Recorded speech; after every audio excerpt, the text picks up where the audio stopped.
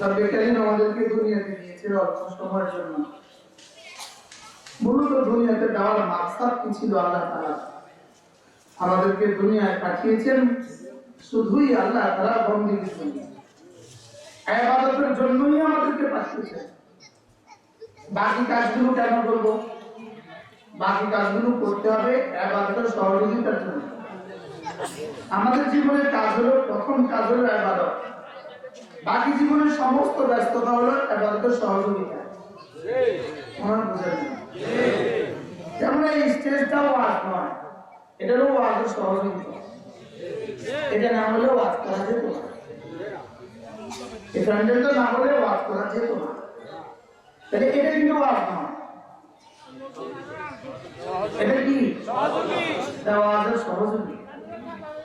আমাদের জীবনের প্রতিটা কাজ এটা হলো ইবাদতের সহযোগিতা। ইবাদতের কি? তাইলে যার যে পেশা আছে, এই পেশা, যার যে কাজ আছে সেই কাজ, এই সব হলো ইবাদতের সহযোগিতা। আমাদের জীবনের কাজ হলো মূল দুইটা, কাজ নামাজ। বলেন আবার বলেন। তাহলে জোহর থেকে, ফজর থেকে জোহর কাজ, জোহরে ছুটি গিয়ে নামাজ, আবার কাজ আসরে আরাম, আবার কাজ আরাম, আবার কাজ আরাম, আবার কাজ আরাম। তাহলে আমাদের জীবনের সিদ্ধান্ত হলো কাজ নামাজ। বলেন কি কি বলেন? আমাদের জীবনের সিদ্ধান্ত কি? যেমন গরু ছাগল, এগুলোর জীবনে কোনো কাজও নাই, নামাজও নাই।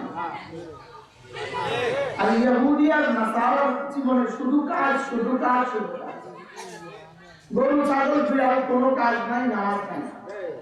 আর ইহুদ নাসারা, হিন্দু খাসারা, এদের জীবনের সিদ্ধান্ত হলো শুধু শুধু কাজ, শুধু কাজ, শুধু কাজ। আমাদের জীবন হলো কাজ এবং নামাজ। আমরা কি গরু ছাগল? না। আমরা কি মানুষ? আমরা কি শুধু মানুষ না মুমিন? বুঝে গেছি কি ভাই? তাহলে গরু ছাগলের কাজ হলো তিনটা: খাবে, ঘুমাবে, বাচ্চা দিবে। এ হলো গরু ছাগলের কাজ। আর মানুষের কাজ হলো তিনটার সাথে আরেকটা কাজ: খাবে, ঘুমাবে, বাচ্চা দিবে। জানোয়ার হিসেবে কাজ করবে, মানুষ করবে। কাজ করবে কি হিসেবে? আমরা দুজন এক দলের নেতা। আমি জেলা হেফাজতের সভাপতি, তিনি হেফাজত ইসলাম বাংলাদেশের সেক্রেটারি। আমরা দুজন এক দলের নেতা, আর এনারা সবাই আমাদের সহযোগী। মনে বুঝে না, আমরা আমাদের সহযোগী।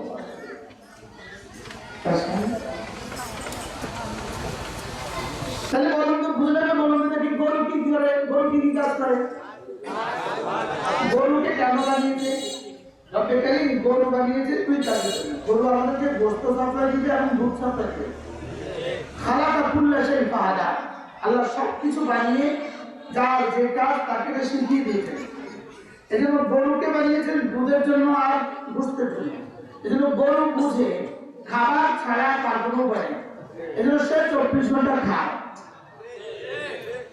মনে বুঝেন না? কারণ কি? সে জানে তাকে বানিয়েছে গোশতের জন্য আর দুধের জন্য। সে খাওয়া ছাড়া গোশত আর দুধ হবে না। বুঝতে পারছি? তাহলে বলতে দেখি, গরু ছাগল কি করে? খায়, ঘুমা, বাচ্চা খায়। এবার হিন্দুরা দুজন মিলে কি করে? খায়, কি করে? কাজ করে। এবার মুমিন কি করবে বলেন? কাজ করবে, নামাজ পড়বে। মুমিন কাজ করবে আর নামাজ পড়বে। এই জন্য মুমিনের কোনো কাজ ধর্মের বাইরে নাই। মুমিনের কোনো কাজ কি নাই বলেন? ধর্মের বাইরে নাই। গতকালকের আগের দিন আমার এক জায়গায় মাহফিল ছিল।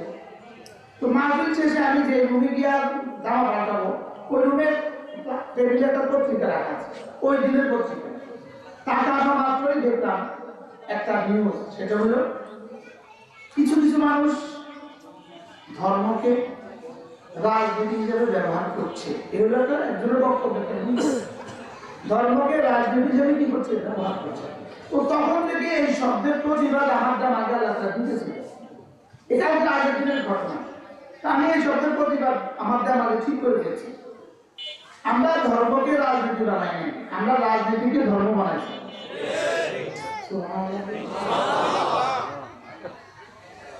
মুমিন তার জীবনের প্রতিটা কাজকে ধর্ম বানায়। যেমন ধরেন বেঈমান বাথরুমে যায়, মুমিনও বাথরুমে যায়, লেকিন বেঈমানের যাওয়া শুধুই বাথরুম সম্পাদন, আর মুমিনের বাথরুমে যাওয়া সে বাম পা দিয়ে ঢুকবে, ডান পা দিয়ে বের হবে, তার বাথরুমে যাওয়া হয়ে যাবে ইবাদত। তাহলে মুমিনের বাথরুমে যাওয়া কি বলে? তাহলে মুমিনের যদি বাথরুমে যাওয়া ইবাদত হয়, আমি কি ইবাদতকে বাথরুম বানাইছি না বাথরুমকে ইবাদত বানাইছি? আমি বাথরুমে যাওয়াকে ইবাদত বানাইছি। সুবহানাল্লাহ।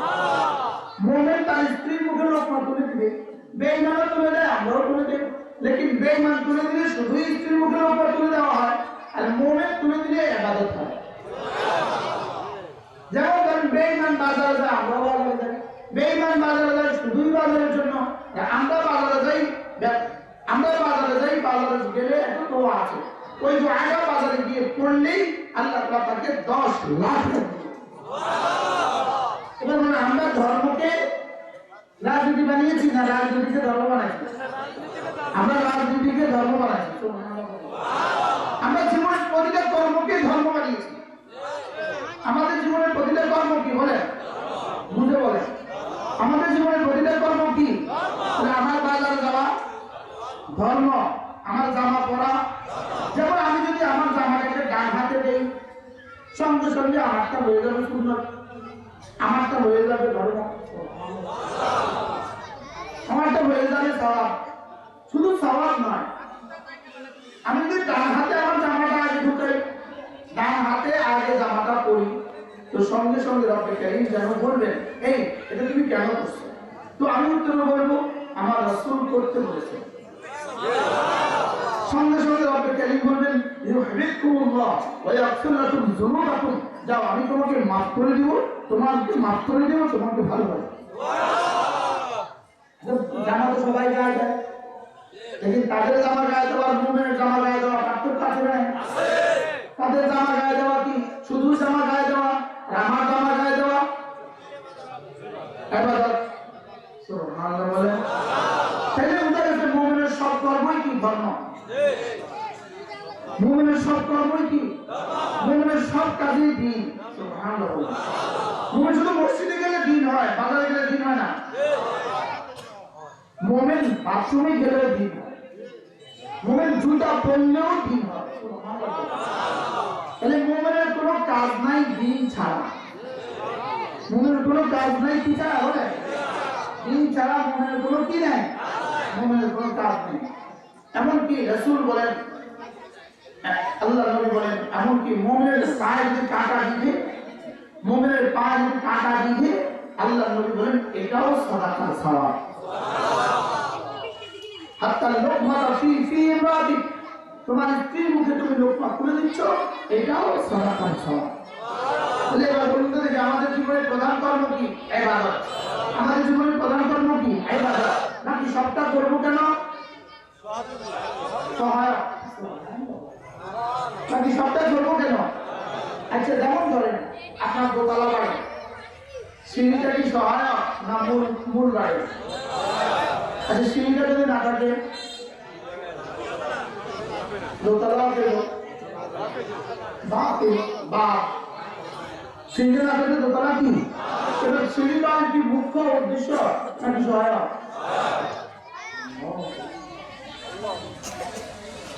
তাহলে মুখ্য উদ্দেশ্য নয়, সহায়ক, লেকিন সহায়ক ছাড়া মুখ্যটা হয় না। আচ্ছা আরো উদাহরণ ধরেন, আপনি ঘোষণা একটা বাড়ি বানালেন, দামি জায়গা, দামি বাড়ি, লেকিন ওই বাড়িতে বাথরুম দিলেন না, এই বাড়িতেও বিনা বসে থাকবে কেন? এখন বাড়ি কি বাথরুম কি বাড়ির জন্য সহায়ক না মূল বাড়ি? বাথরুম বাড়ির জন্য সহায়ক না মূল বাড়ি? এখন যেহেতু বাথরুম ছাড়া এই বাড়ি অচল, তাহলে বাথরুম অনেক দামি, অনেক জরুরি, তাই বলে কি কেউ বাথরুমে সবসময় থাকে?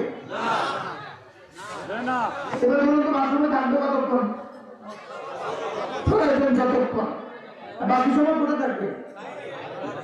ঘরে থাকবে, কামড়া থাকবে। তাইলে বোঝা গেছে আমার জীবনে দুটো কাজ, কিছু হলো সরাসরি ইবাদত, বাকি সব হলো ইবাদতের সহায়ক। এখন যদি কেউ সহায়কের মধ্যে জীবন লাগায়, মূল ইবাদত ভুলে যায়, অক্সিলারি ভাগ দিয়ে কি বাক্য হবে? সহকারী ক্রিয়া দিয়ে কি কোনোদিন বাক্য সম্পূর্ণ হয়? এখন মূল ক্রিয়া, এটা সহকারী ক্রিয়া। যেমন ধরেন সহকারী ক্রিয়া হলো হয়, হয়, ইজ, এটা হলো অক্সিলারি ভাগ, এটা হলো সহকারী ক্রিয়া। এখন একজনের শুধু ইজ আচ্ছা কি করবে? বলতে হবে জায়েদ ইজ জেন্টলম্যান, এটা হয়ে গেছে ইজ কি সহায়ক। আর যদি শুধু সহায়ক থাকে কোনো গুরুত্ব নাই, বুঝলেন কথা? সহায়ক হলে কোনো কি নাই বলেন? এবার বলেন যে দুনিয়ার সমস্ত কাজ হলো সহায়ক। আমার নামাজ, আমার রোজা, আমার যাকাত, আমার হজ, আমার মূল ক্রিয়া। নামাজ আমার মূল ক্রিয়া, আমার ঈমান, আমার আমল, আমার মূল ক্রিয়া। বাকিগুলো কি সহায়ক না থাকলে মূল ক্রিয়া ক্ষতিগ্রস্ত হবে। আর যদি মূল ক্রিয়া না থাকে সহায়ক ক্রিয়ার দাম নাই।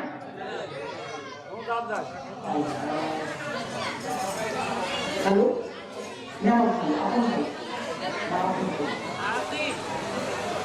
বিষয়টা কেমন? মূল ক্রিয়া না থাকলে সহায়কের ক্রিয়ার দাম নাই। আর যদি সহায়কে আছে মূল ক্রিয়া নেই, সহায়কের ক্রিয়ার দাম নাই। আর সব মূল ক্রিয়া আছে সহায়ক নেই, তাহলে বিল্ডিং এর দাম নাই। মানে মূল ঘর আছে, বাথরুম নেই, বিল্ডিং এর দাম নাই। আমি কি বুঝাতে পারছি আপনাকে? আমাদের জীবনের সিদ্ধান্ত কয়টা? বলেন কাজ, নামাজ, আবার বলেন কাজ, নামাজ, তাহলে যিনি অটো চালা তার জীবনের সিদ্ধান্ত কি? যিনি সিএনজি চালা তার জীবনের সিদ্ধান্ত কি? যিনি কৃষক তার জীবনের সিদ্ধান্ত কি? যিনি প্রফেসর তার জীবনের সিদ্ধান্ত কি? যিনি ডাক্তার তার জীবনের সিদ্ধান্ত কি? যিনি রাজনীতিবিদ তার জীবনের সিদ্ধান্ত কি? তাহলে কাজ, নামাজ বলেন আরো জোরে, সবাই বলেন আরো জোরে, কাজ নামাজ, কাজ নামাজ, কাজ নামাজ।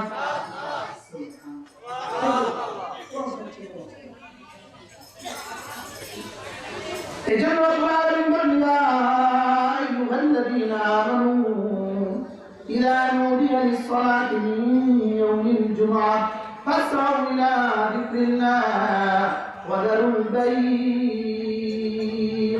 যালিকুম খায়রুল লাকুম ইন কুনতুম তা'লামুন। আল্লাহ বলেন হে ঈমানদাররা, যখন তুমি ব্যস্ততা কাজে, আমি হাত ধরে তোমাকে ব্যস্ত করে না,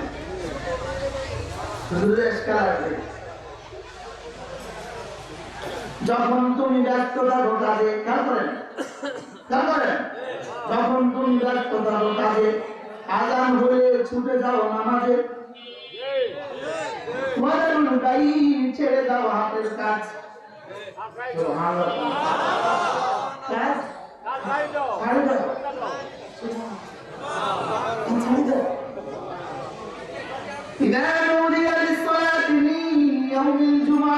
যখন তুমি ব্যস্ততা কাজে আযান বলে ছুটে যাও নামাজে, ছেড়ে দাও হাতের কাজ, পড়ে নাও নামাজ। যালিকুম খায়রুল লাকুম ইন কুনতুম তা'লামুন। রব্বুল আলামিন বলেন এটা তোমার জীবনের জন্য আমি রবের পক্ষ থেকে দেওয়া শ্রেষ্ঠ ফর্মুলা। সুবহানাল্লাহ। আমার জন্য কোনটা ভালো কে বলবে? আল্লাহ। আমাকে আমার রব বলেছে তোমার জীবনের জন্য দুটো জিনিস লাগবে, একটা হলো কাজ লাগবে, দুই নম্বরে নামাজ লাগবে। কাজ না করলে খাই যাবে না, নামাজ না পড়লে জান্নাতে যাবে কেমনে? হ্যাঁ, তাহলে গরু চলা লাগবে, নামাজও লাগবে, আগরও চালাইতে হবে, নামাজও লাগবে, অটোও লাগবে, নামাজও লাগবে, সিএনজিও লাগবে, নামাজও লাগবে। বলো বলো বলো, কি কি কি লাগবে? বলেন নাম কাজ নামাজ বলেন আবার বলেন আবার বলেন তাহলে স্কুলে কাজ স্কুলে যাওয়া কাজ আবার নামাজ কলেজ যাওয়া কি কাজ আবার কি নামাজ দোকানে যাওয়া কি কাজ আবার কি নামাজ অফিসে যাওয়া কি কাজ আবার কি নামাজ তাহলে আমার জীবনের সিদ্ধান্ত কি জোরে বলেন আগামী দিন কি করবো জানেন আগামী দিন কি করবো জানেন জানি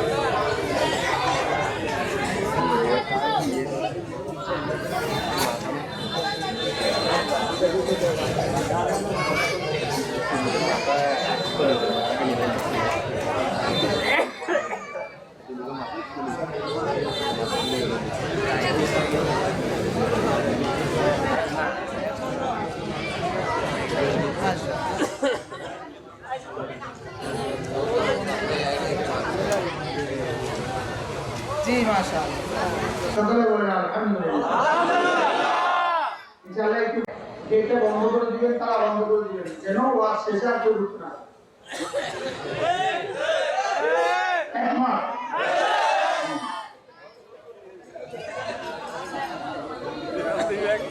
জি মাশাআল্লাহ আমরা কি শিখছি আজকে বলুন তো কি শিখছি যে শুধু কোনো কাজ করে না ঘুরে ফিরে খায় এটা কি মানুষ না গরু এটা সে কাজে করে নামাজ পড়ে না এটা কি গরু না মানুষ এটাও গরু যে কাজ করে না ঘুরে ঘুরে খায় এটাও কি গরু আর যে শুধু কাজ করে নামাজ পড়ে না এটাও কি বুঝছি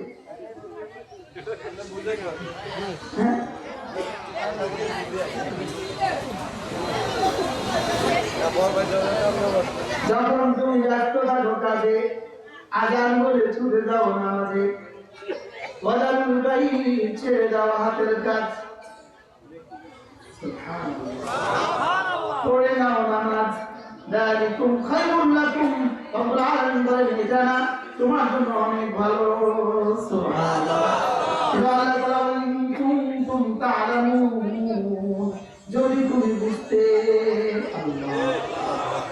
এবার রব্বুল আলামিন বলেন নামাজ শেষে কি করবা ইয়া কুদিয়াতিস সালাতু ফান্তাশিরু ফিল আরদ নামাজ শেষে আবার ফিরে যাও কাজে সুবহানাল্লাহ নামাজ শেষে আবার ফিরে যাও কাজে ওয়াবতাগু মিন ফাদলিল্লাহ কাজে গিয়ে রিজিক তালাশ করো নামাজ শেষে আবার দোকানে চলে যাও নামাজ শেষে আবার অফিসে চলে যাও নামাজ শেষে আবার খেতে চলে যাও নামাজ শেষে আবার কাজ করো কাজে গিয়ে রিজিক তালাশ করো ওয়াজকুরুল্লাহ কাসীরা কাজের ফাঁকে ফাঁকে বেশি করে করে জিকির করো সুবহানাল্লাহ তাহলে আমার জীবনে সিদ্ধান্ত পেলাম তিনটা কাজ নামাজ জিকির সুবহানাল্লাহ বলেন কি কি পেলাম কাজ নামাজ জিকির কাজ নামাজ জিকির তাহলে আগামী দিনের ডিউটি কি কাজ নামাজ জিকির বলেন কাজ নামাজ জিকির এরপরে দিনের ডিউটি কি কাজ নামাজ জিকির তাহলে আগে একটা স্লোগান দিতাম কাজের ফাঁকে ফাঁকে জিকির আমি এখন বলি না না জিকিরের ফাঁকে ফাঁকে কাজ আগে বলতাম কি কাজের ফাঁকে ফাঁকে জিকির এখন বলি জিকিরের ফাঁকে ফাঁকে কি কাজ জিকিরের ফাঁকে ফাঁকে কাজ জিকিরের ফাঁকে ফাঁকে কি কাজ দুনিয়ার বড় বড় ফ্যাক্টরিতে সারা পৃথিবী অনেক বড় বড় ফ্যাক্টরিতে আমার বয়ান চলছে বুঝলেন বড় বড় ফ্যাক্টরি চলে চলে করি যেমন ফ্যাক্টরিতে আমার বয়ান চলছে তাই বলতেছি তোমরা হাতে করো কাজ হাতে কামাও দুনিয়া জবানে কামাও জানা জবান চলবে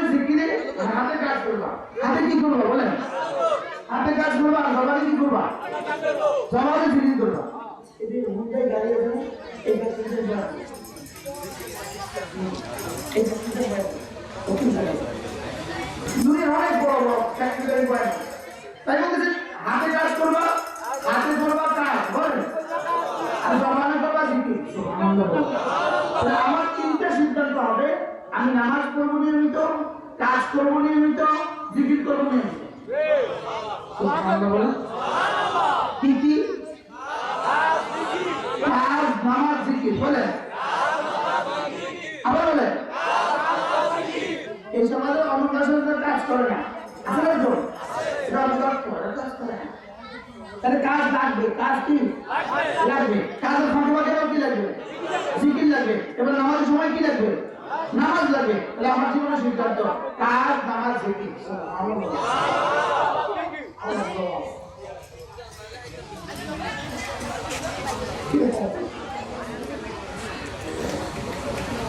সারা টঙ্গী, গাজীপুর বড় বড় ফ্যাক্টরিতে শুধু এই শ্রমিকদের সামনে আমার কথা হয় যে 1000 শ্রমিক একসাথে বসে, 2000 শ্রমিক একসাথে বসে শ্রমিকদের সামনে আমার কথা হয়। তোমাদের জীবনের সিদ্ধান্ত, আমাদের জীবনের সিদ্ধান্ত, আমরা কাজ করবো, নামাজ পড়বো, জিকির করবো। বলেন কি করবো? এবার আল্লাহ তাআলা কি বলেন, যদি তোমার জীবনে সিদ্ধান্ত নিতে হয় তুমি কাজও করবা, 2 নম্বরে তুমি নামাজও পড়বা, 3 নম্বরে তুমি জিকিরও করবা। আল্লাহ তাআলা বলেন কথা দিলাম লাআল্লাকুম তুফলিহুন, সফল তুমি হবাই হবা। কি পরিমাণ সহজ ফর্মুলা, কি পরিমাণ কি সহজ ফর্মুলা। তাহলে আমি কি হবো বলেন? আমি সফল হবো। আমি কি হবো বলেন? তাহলে আমার সফলতার ফর্মুলা কয়টা? কি কি? একজন একজন বলেন। না শুধু কাজ করে নামাজ পড়ে না, এটা যদি সফল হয়, এটা সফলতা এমন সফলতা যেই সফলতার পরে আবার ব্যর্থতা আসে, যেই সফলতার পরে আবার দেশ ত্যাগ করা লাগে, যেই সফলতার পরে আবার ফাঁসি হয়।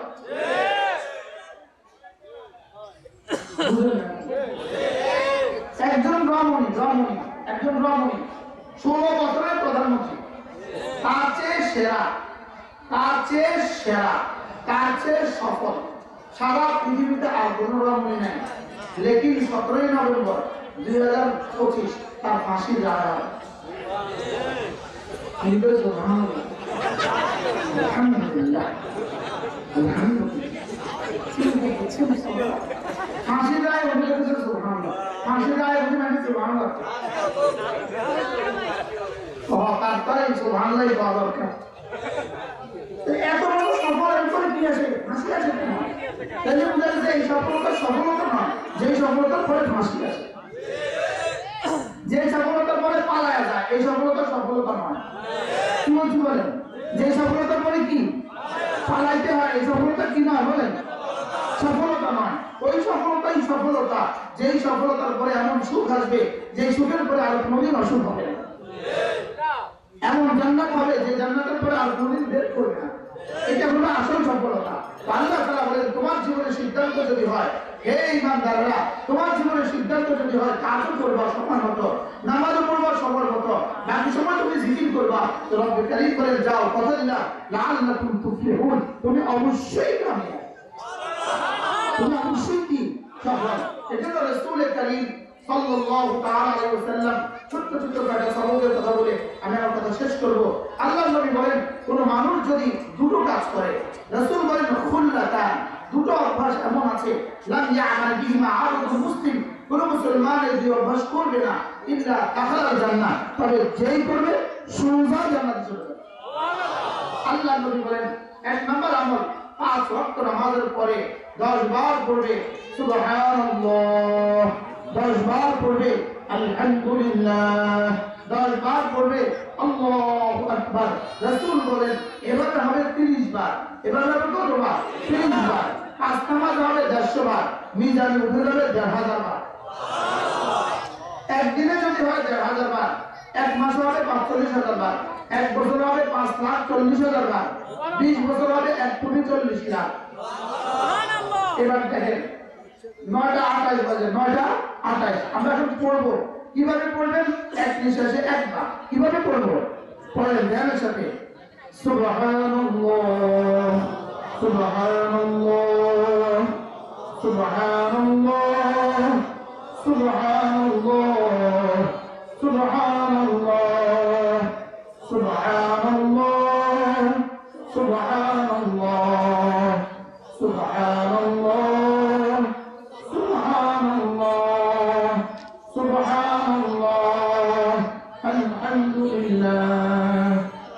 الحمد لله الحمد لله الحمد لله الحمد لله الحمد لله الحمد لله الحمد لله الحمد لله الحمد لله الله أكبر الله أكبر الله أكبر الله أكبر الله أكبر الله أكبر الله أكبر الله أكبر الله أكبر الله أكبر 30 বার হয়ে গেছে পড়াতে শুরু করছি 28 এখন বাজে 30 কত হয়েছে আসলে হয়েছে 1 মিনিট সর্বোচ্চ 1 মিনিট 15 সেকেন্ড হয়েছে 28 এর শেষ মুহূর্তে শুরু করছি 30 এর শেষ মুহূর্তে শেষ হয়েছে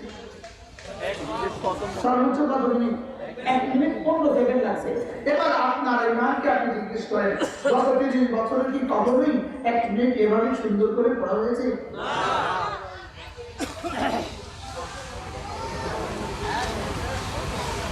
এই 1 মিনিটের দাম কত আল্লাহর কসম এই 1 মিনিটের দাম কত জিবরিল জানে না জিবরিল জানে সুবহানাল্লাহ এটা বিখ্যাত কিতাব আল-ওয়াবিলুস সাইয়্যিব ফিল কালিমিত তাইয়্যিব আল্লামা ইবনে কাইয়িম আল-জাওজিয়্যা আলাইহি রাহমাতুল্লাহ বিখ্যাত কিতাব আছে আল-ওয়াবিলুস সাইয়্যিব এই কিতাবটা আমি বিক্রি করি আমি একটা ফেরিওয়ালা আমি একটা ফেরিওয়ালা আমি একটা কিতাব বেচি তার নাম হলো আল-ওয়াবিলুস সাইয়্যিব এটা হলো জিকিরের উপরে লেখা এই কিতাবটার মধ্যে হযরত আব্দুল্লাহ ইবনে মাসউদ রাদিয়াল্লাহু আব্দুল্লাহ ইবনে আব্বাস রাদিয়াল্লাহু আনহু থেকে বর্ণিত তিনি বলেন কোন মানুষ যদি 5 ওয়াক্ত নামাজের পরে 33 34 বার এই তাসবিহগুলো পড়ে ডেইলি হবে 500 বার ডেইলি হবে কত 500 বার মিজানে উঠে যাবে 5000 বার এবার তিনি বলেন আরজু আল্লাহ আমি আল্লাহ তাআলার কাছে আশাবাদী কোন মানুষ যদি প্রতিদিন 33 34 এভাবে 100 বার পড়ে 5 নামাজের 500 বার পড়ে তিনি বলেন আমি আল্লাহ তাআলার কাছে আশাবাদী আশা করা যায় আল্লাহ তাআলা তাকে হাসরের ময়দানে তুলবেন বেশি জিকির করনে ওয়ালা বানিয়ে বিষয়টা কেমন সহজ সহজ না কঠিন কারণ আমি বললাম 500 বার রব জমা করে দিলেন 5000 বার $5000 যদি প্রতিদিন কারো জমা হয় $5000 যদি প্রতিদিন কারো জমা হয় তাহলে সে কি বেশি মালওয়ালা না অল্প মালওয়ালা 5000 দিনার যদি প্রতিদিন কারো ইনকাম হয় সে কি বেশি মালওয়ালা না অল্প মালওয়ালা তো 5000 তাসবিহ যদি প্রতিদিন কারো আমলনামা জমা হয় সে কেন অল্প মালওয়ালা হবে সে বেশি হবে অথচ এই পরিমাণ সহজ সর্বোচ্চ সময় লাগবে 3 মিনিট কত মিনিট তাহলে ফজরে 3 মিনিট যোহরে 3 মিনিট আসরে 3 মিনিট মাগরিবে 3 মিনিট এশায় 3 মিনিট করব তো এরপর আল্লাহ নবী বলেন কোন মানুষ যদি ঘুমাবার সময় আবার পরে 33 34 বার এভাবে হয়ে যাবে 100 বার ঘুমাবার সময় হয়ে গেল 100 বার মিজানে উঠে গেল 1000 বার সুবহানাল্লাহ আগে বললাম 150 বার মিজানে হয়ে গেল 1000 বার এরপরে বললাম 500 বার মিজানে হয়ে গেল 5000 বার এরপরে ঘুমাবার সময় 100 বার মিজানে হয়ে গেল 1000 বার সর্বমোট হয়ে গেল 7500 বার তো $7500 যদি তার প্রতিদিন বেতন হয় তার জীবন কেমন ভালো না কপাল ভালো দিনার যদি মানে কপাল ভালো সুবহানাল্লাহ ডলারও দিবে তো ডলার 7500 কপাল ভালো যদি 7500 তাসবিহ হয় তাহলে কপালটা কেমন ভালো আরো ভালো আজ থেকে পড়বো তো ইনশাআল্লাহ কেমনে পড়বেন এক নিঃশ্বাসে একবার আগে কেমনে পড়তাম জানেন আগে পড়তাম এভাবে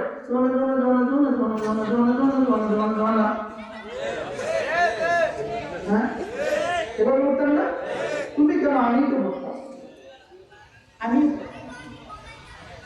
অথচ আব্দুল্লাহ ইবনে ওমর বলেন মা সাব্বাহ রাসূলুল্লাহ সাল্লাল্লাহু আলাইহি ওয়াসাল্লাম তাসবিহাতাইন বিনাফসিন ওয়াহিদা আব্দুল্লাহ ইবনে ওমর বলেন আল্লাহর নবী জীবনে কখনো এক নিঃশ্বাসে দুই তাসবিহ পড়তেন না রাসূল জীবনে এক নিঃশ্বাসে দুই তাসবিহ পড়েন নাই রাসূল এক নিঃশ্বাসে দুই তাসবিহ জীবনে কখনো পড়েন নাই কি বলছি হাও বলা নাও পানা রাসূল কি করেন না আমরা জীবনে এক নিঃশ্বাসে কখনো এক তসবিহ পড়ি না এক নিঃশ্বাসে 70 তসবিহ সব বাস্তব না আগে কি চলবা দেখেন আমি আপনাকে শোনাই আমি কিন্তু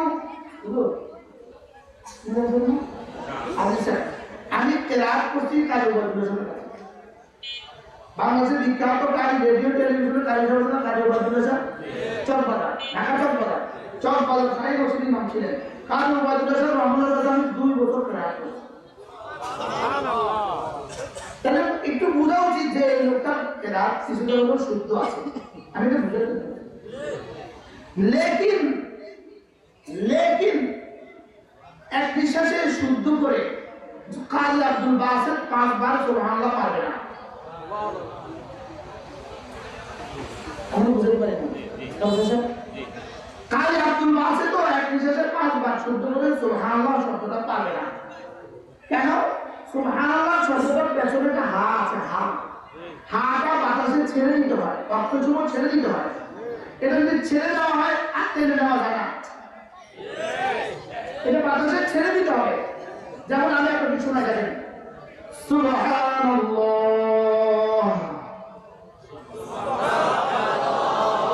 সুবহানাল্লাহ যদি হাটা বাতাসে ছেড়ে না দেন এটা আলু হয়ে যাবে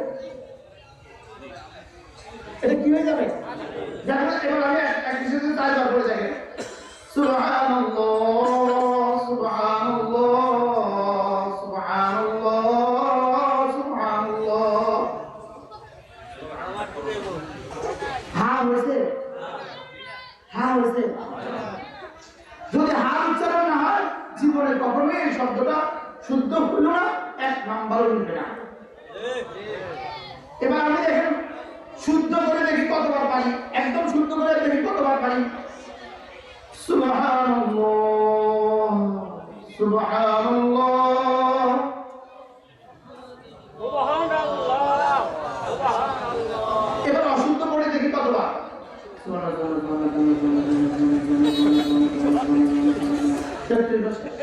নিঃশ্বাসে বলে আমার কাছে আরো সুযোগ আছে এবার বলুন তো দেখি আমাদের জীবনে কি কি হয়েছে কি কি হয় না এই পুঁজি নিয়ে কবর চলছে এই পুঁজি নিয়ে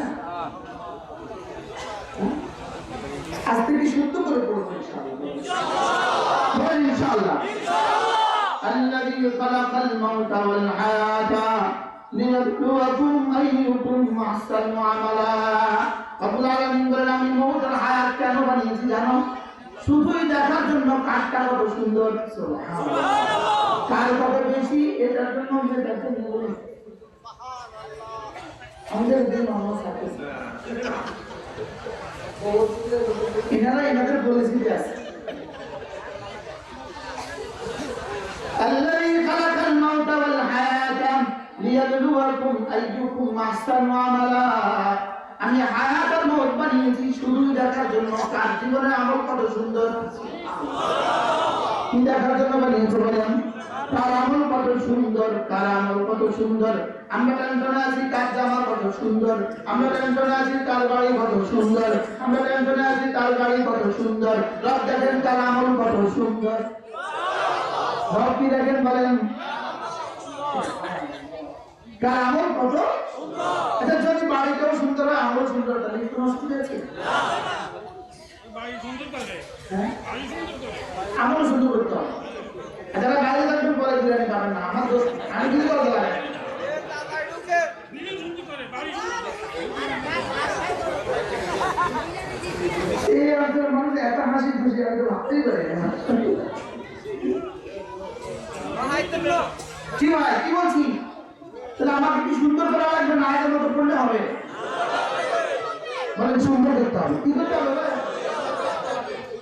শুদ্ধ করতে হবে কি করতে হবে তাহলে প্রতিদিন যদি এভাবে ফজরের পরে যোহরের পরে আসরের পরে মাগরিবের পরে এশার পরে কিছু তাসবিহ হয় কেমন হবে সুন্দর হবে তো হযরত আব্দুল্লাহ ইবনে আব্বাস রাদিয়াল্লাহু আনহু তিনি বলেন যদি কোনো মানুষ ঈমান আমল বলা হয় আল্লাহ তাআলা তাকে নগদ 5টা পুরস্কার দিয়ে দেয়।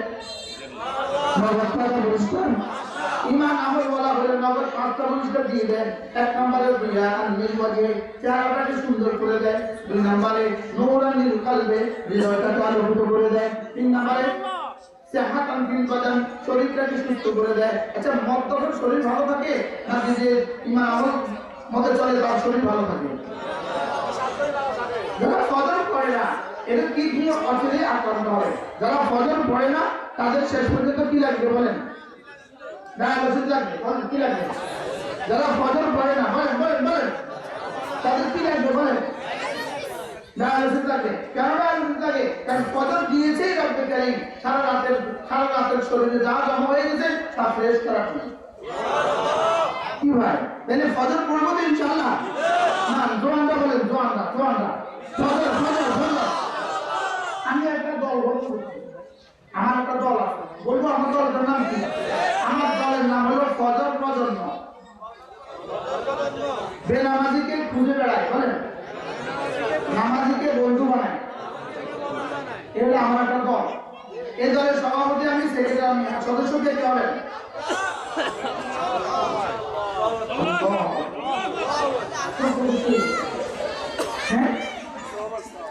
আল্লাহর নবী বলেন কোন মানুষ যদি ফজরের নামাজে 2 রাকাত সুন্নাত পড়লো, 2 রাকাত সুন্নাত, রাসূল বলেন রাকাতা সালাতুল ফজর খায়রুম মিনাদ দুনিয়া ওয়া মা ফিহা। ফজরের 2 রাকাত সুন্নাত দুনিয়ার মধ্যে যা আছে তার চেয়েও দামি। সুবহানাল্লাহ। বলো ফজরের 2 রাকাত সুন্নাতের দাম কত? দুনিয়ার মধ্যে যা আছে তার চেয়েও দামি। রাকাতা সালাতুল ফজর খায়রুম মিনাদ দুনিয়া ওয়া মা ফিহা। আল্লাহর নবী বলেন ফজরের 2 রাকাত নামাজ দুনিয়ার মধ্যে যা আছে তার চেয়েও দামি। আমি তো ভাবছি দুনিয়ার মধ্যে যা আছে তার চেয়েও দামি একটা শব্দ, এটা শুনতে আমাদের কাছে এখন কম দাম মনে হয়। দুনিয়ার মধ্যে যা আছে তার চেয়েও দামি, এই শব্দটার দাম কত? জিবরিল আপনি তো বলে দেন এই শব্দের দাম কত? জিবরিল বলবে এটা আমার জানা নাই।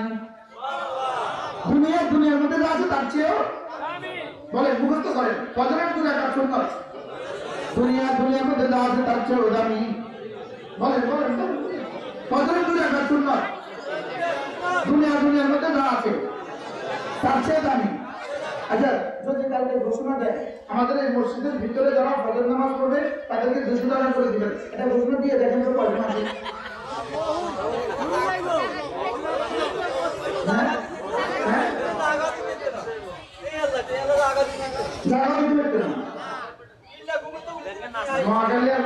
পারবে না, হাইতো না, পারবে না, উঠে না। 200 টাকা ঘোষণা দিলে মসজিদে কতজন সুন্নাত করবে? করবে না বলে? হ্যাঁ, আমার মন চাই আমার মসজিদে ঘোষণা দিয়ে দেখতাম, লক্ষ্মীপুর মসজিদে ঘোষণা দিয়ে দেখতাম যে কালকে ফজর নামাজের সুন্নাত যারা মসজিদের ভিতরে করবে তাদেরকে 200 টাকা দেওয়া হবে। ক্যাশা বলে যাবে না যদি জায়গা না পায় কম্পিউটারে একটা মসজিদের ভিতরে মসজিদে ঘুমতে অথচ যিনি জীবনে কখনো মিথ্যে বলেননি, আমার মুখে খোয়ানের হাওয়া, যিনি জীবনে কখনো মিথ্যে বলেননি, তিনি বলেন ফজরের 2 রাকাত সুন্নাত দুনিয়ার মধ্যে যা আছে তার চেয়ে নিয়ত করো ইনশাআল্লাহ, করেন ইনশাআল্লাহ, টাকা নিয়ে ইনশাআল্লাহ। সুন্নতের ব্যাপারে এত জোর দিচ্ছেন কেন? যার সুন্নত হবে তার ফরজ অটোমেটিক হয়ে যাবে। কোরআন চালু হবে কবে? আমরা ঘনিয়ে গেছি ইনশাআল্লাহ, আমরা ঘনিয়ে গেছি, করবো ইনশাআল্লাহ, করবো ইনশাআল্লাহ, করবো ইনশাআল্লাহ, করবো ইনশাআল্লাহ। বলে আগে রাতে কেউ এসে 500 টাকা দিয়ে দেয়, সব বলে দিবেন টাকা भी नहीं जाएंगे, ভোট भी नहीं देंगे। কি বলবেন বলেন? नहीं खाएंगे, कब ना बोले नहीं खाएंगे, और कब नहीं खाएंगे। आज ज्यादा सीखो, एक करोड़ में सीखते रहते नहीं खाएंगे। आगे दिन 11 টাকা দিলে কি বলবেন বলেন? नहीं खाएंगे, वोट भी नहीं देंगे। इंशाल्लाह देखবেন, नहीं जाएंगे किया एक बेटा स्कूल तो बाजार থেকে এক সাহেব গুড়ের হাঁড়ি কিনছে, গুড়ের হাঁড়ি। তো গুড়ের হাঁড়ি কিনছে, ওই পুলির মাথায় উঠে গেছে। তো পুলি এটাকে মাথায় নিয়ে সামনে সামনে দাঁড়িয়ে যেতেছে, আর মনে মনে প্রাণ আছে এই গুড়ের হাঁড়িতে টাকাটা আমাকে দিবে, সেটা দিয়ে একটা মুরগি কিনবো। তো ওই মুরগিটা অনেক সময় অনেক বাচ্চা দিবে, এই মুরগি থেকে একটা ছাগল কিনবো, এবার ছাগলে অনেক বাচ্চা দিবে, এই ছাগল থেকে একটা গরু কিনবো, এই গরু অনেকগুলো বাচ্চা দিবে। তা আমি কিছু কিছু তো বাচ্চা বিক্রি করে, গরু বিক্রি করে একটা জায়গা কিনবো, এরপরে একটা বিয়ে করবো, আমার একটা ছেলে হবে, ওই গরু দিয়ে আমি হাল চাষ করতে যাবো। ছেলে আমাকে বাড়ি থেকে ডাকবে, বাবা গো ভাত খেতে আসো, আমি বলবো আদর করে নেই খায়নি, নেই খায়নি, এমনি মাথা ঘুরেছে, হাঁড়িটা পড়েছে। ওই বেটা বলতেছে তুমি আমার হাঁড়ি ভাঙলে কেন? তো তুমি তোমার হাঁড়ি দেখছো, আমি আমার ইতিহাস দেখছি। তুমি দেখছো তোমার গুড়ের হাঁড়ি কাটবে, আমি দেখছি আমার কি। এবার যদি 500 টাকা না লাভ তো দেখবেন ইনশাআল্লাহ ইতিহাস শেষ, নতুন ইতিহাস শুরু।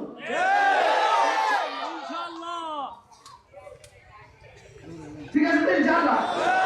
কিছু না ইনশাআল্লাহ বলছেন, কি লেগে বলছেন ইনশাআল্লাহ? আমাদের বুঝে পড় ইনশাআল্লাহ বলেন, ইনশাআল্লাহ বলেন ইসলামের পক্ষে, ইনশাআল্লাহ আমার ইনশাআল্লাহ ইসলামের পক্ষে, ইনশাআল্লাহ।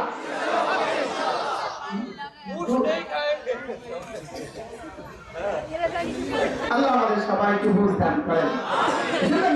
নিজের ইমান আমল বানান, নিজের ইমান আমল বানান, নিয়ত করেন ইনশাআল্লাহ আমি ফজরের নামাজ পড়বই পড়বো ইনশাআল্লাহ। এরপরে আল্লাহ নবী বলেন মান সাল্লা সালাতাল ফজর ফাহুয়া ফি জিম্মাতিল্লাহ, ফজরের নামাজ পড়লো আল্লাহ জিম্মাতে ঢুকে গেল।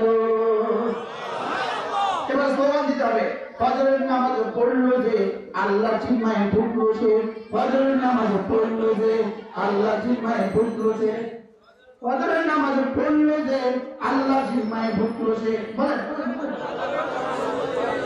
এবার কোন করে কি আল্লাহ জিম্মায় যদি কেউ ঢুকে যায় তার জীবনে আর কিসের টেনশন? আর কোন টেনশন আছে? তাহলে ফজরের নামাজ পড়বো ইনশাআল্লাহ। এরপরে ফজরের পরে আল্লাহ নবী বলেন কোন মানুষ যদি ফজরের পরে ওই জায়গায় বসে থাকে, কিছু জিকির আজকার করে, সূর্য ওঠার পরে 2 রাকাত নামাজ পড়ে, আল্লাহ নবী বলেন একটা হজ একটা উমরা পুরো সওয়াব পাবে। ফজর শুধু অফার, ফজর শুধু কি বলেন সুন্নতের অফার, ফজরের ফরজের অফার, এরপরে কি আবার ফজর অফার। আল্লাহ তাআলা আমাদের সকলকে কথাগুলো বোঝা মানা সহজ করে দেন। সকলে বলি আমিন। রোজানা 6 তাসবিহ পালন করব, 6 তাসবিহ সুবহানাল্লাহ 100 বার, আলহামদুলিল্লাহ 100 বার, আল্লাহু আকবার 100 বার, লা ইলাহা ইল্লাল্লাহ 100 বার, যে কোনো একটা দরুদ শরীফ সাল্লাল্লাহু আলাইহি ওয়াসাল্লাম 100 বার, আস্তাগফিরুল্লাহ 100 বার। এই 6 তাসবিহ লাজিম করব ইনশাআল্লাহ। 6 তাসবিহ ইনশাআল্লাহ। আমি বললাম 6 তাসবিহ ফেরিওয়ালা, আমি কি বলি, আমি একটা স্লোগান দেই, 6 তাসবিহ 6 তাসবিহ 6 তাসবিহ সবক দিয়েছেন মোদের নবী, সবক শুনিয়েছেন আহমদ শফি, সবক তৈরি করছে মুস্তাফুন নবী। করবো ইনশাআল্লাহ। তাহলে নামাজ আর জিকির নিশ্চিত করবো। আখেরি সবক, যে যে অবস্থানে আছেন আপনি নিয়ত করেন আপনার ছেলে মেয়েকে আপনি দ্বীন শিখাবেন। বলেন ইনশাআল্লাহ, বলেন ইনশাআল্লাহ। ছেলে মেয়েকে দ্বীন শিখানো ছাড়া আগামী প্রজন্মকে বাঁচানো যাবে না, প্রজন্ম বাঁচানো যাবে না, দেশটাকেও বাঁচানো যাবে না, এই দেশকেও বাঁচানো যাবে না, এদেশের মানুষগুলোকে বাঁচানো যাবে না, ঈমান আর ইসলামকে বাঁচানো যাবে না যদি আপনার ছেলে মেয়েকে আপনি দ্বীন না শিখান। বলেন ইনশাআল্লাহ, বলেন ইনশাআল্লাহ। আমি আমার ছেলেকে আমার মেয়েকে আমি কি শিখাবো? ইনশাআল্লাহ দ্বীন শিখাবো। যারা বিয়ে করেন তোমরাও বলো যে আমি আমার ছেলে মেয়েকে দ্বীন শিখাবো। বলেন ইনশাআল্লাহ, বলেন যাদের হবে না তারা কেন বলছেন?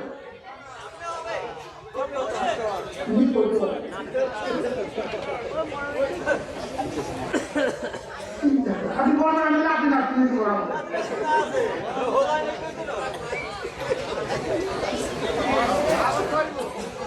আল্লাহ আমাদের সবাইকে তৌফিক দান করেন। 5 ওয়াক্ত নামাজ নিশ্চিত করবো ইনশাআল্লাহ। রোজানা কিছু না কিছু জিকির আজকার করবো ইনশাআল্লাহ। ছেলে মেয়েকে দ্বীন শিখাবো ইনশাআল্লাহ। যদি সুযোগ থাকে মাঝে মাঝে মার্কাজে যাবেন। আমাদের রামগঞ্জের মার্কাজ কোথায়? এটা মার্কাজ লক্ষ্মীপুর রামগঞ্জের মার্কাজ হলো রেজিস্ট্রি অফিসের ছাত্রী। অথবা লক্ষ্মীপুর কাছে আছে যাবেন। লক্ষ্মীপুরে আমাদের ছোট্ট একটা মাদ্রাসা আছে, মজুপুর গ্রাম, সরি বাঞ্ছানগর 2 নম্বর ওয়ার্ড, বাঞ্ছানগরে আমার একটা মাদ্রাসা আছে, বড় মাদ্রাসা। প্রত্যেক ইংরেজি মাসের দ্বিতীয় শনিবার, তৃতীয় শুক্রবার আমি এখানে মাগরিব থেকে এসা বয়ান করি। আপনাদের কাছে কাছে বাঞ্ছানগর, আপনাদের কাছে প্রত্যেক ইংরেজি মাসের দ্বিতীয় শুক্রবার আসর থেকে এসা আগামীকালকে হবে ইনশাআল্লাহ। সুযোগ থাকলে কখনো শরীর হবেন। আল্লাহ তাআলা আমাদের সকলকে কথাগুলো বোঝা মানা সহজ করে দেন। সকলে বলেন আমিন। আল্লাহ তাআলা এই মজলিসকে কবুল ফরমান। তারা আমাকে কষ্ট করে নিয়ে আসছেন, আল্লাহ তাআলা তাদের উত্তর বিনিময় দান করেন। আল্লাহ তাআলা আমাদের সকলকে ঈমান আমলের দৌলত দান করেন। সুবহানাল্লাহি ওয়া বিহামদিহি, সুবহানাকাল্লাহুম্মা ওয়া বিহামদিক, আশহাদু আন লা ইলাহা ইল্লা আনতা, আস্তাগফিরুকা ওয়া আতুবু ইলাইক। ওয়া সাল্লাল্লাহু তাআলা আলা